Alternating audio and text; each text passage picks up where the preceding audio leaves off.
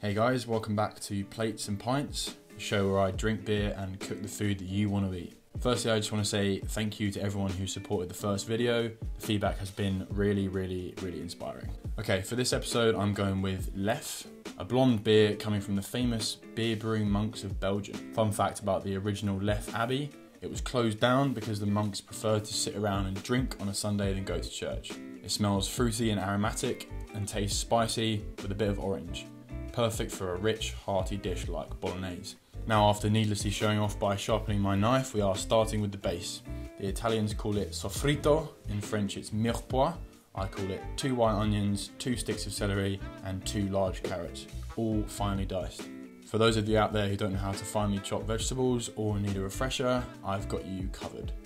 After halving and peeling the onion, I'm slicing off the top, but keeping the root as that will hold it together while you make your cuts.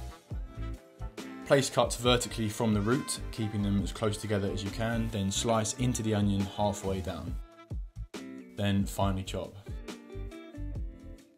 Now for the carrot, we are, surprise surprise, peeling, saving the skin for stock, topping and tailing, halving widthways to make it easier to work with, then halving lengthways 2 or 3 times depending on the size of your carrot. Then chop into as small chunks as you can. Do the exact same with the celery and you've made your soffritto. I'm also using garlic, so smash and mince a few cloves, about 3 or 4 should do it. Add a few tablespoons of olive oil to a preheated pot and add your soffritto. Cook this on a low heat for a good 15 to 20 minutes until the vegetables release their water and soften. Adding a pinch of salt helps speed this along as well, as it draws out more moisture. Add the garlic, cook for 30 seconds till fragrant, then add your meat. I'm using both beef and pork mince because the combination of the two gives a lovely flavour, but either on their own is fine. I'm breaking up the large chunks with a spoon, mixing it around, seasoning generously with salt, and letting it cook out for another 15 minutes, stirring occasionally. This is where a lot of people go wrong. They add the meat, wait till it's not pink, and then add everything else. But if you're patient and wait till all the water is evaporated, the meat will start to caramelise and leave some beautiful fond. That's the brown stuff that sticks to the bottom of the pot. Fond equals flavour. Once you see a nice fond, deglaze with about half a bottle of good red wine, which I forgot to show, and scrape up all the fond off the bottom of the pot with a spoon. Let this bubble away for 30 seconds so the alcohol burns off, then add about half a pint of full fat milk. This helps tenderise the meat and makes for a creamier sauce. Add 2 or 3 tablespoons of tomato puree and mix to combine. Traditional Bolognese does not contain chopped tomatoes or passata. It's not a tomato sauce, it's a meat sauce flavoured with a little tomato puree. Speaking of tradition, can all Italians please avert their eyes and ears as I fly in the face of it, because I'm adding about 300 grams of mushrooms. It's not traditional, but I love mushrooms in my Bolognese. Plus, if you're cooking for a larger group, it's an easy way to bulk up the sauce. Finally, add enough stock to submerge the mixture. Beef or chicken will work. I'm using chicken. I've moved the pot to a really low heat, then I'm adding some dried oregano, 3 bay leaves, some salt, and freshly ground black pepper. Give it all a stir, bring to a bare simmer, and cook low and slow for 2 to 3 hours. The perfect time to make our pasta. Now, I know I said in my last video I was doing gluten-free, but due to the massive killjoy that is lockdown, I was unable to get my hands on any gluten-free flour. So I'm making regular old glutinous, gluten-filled pasta.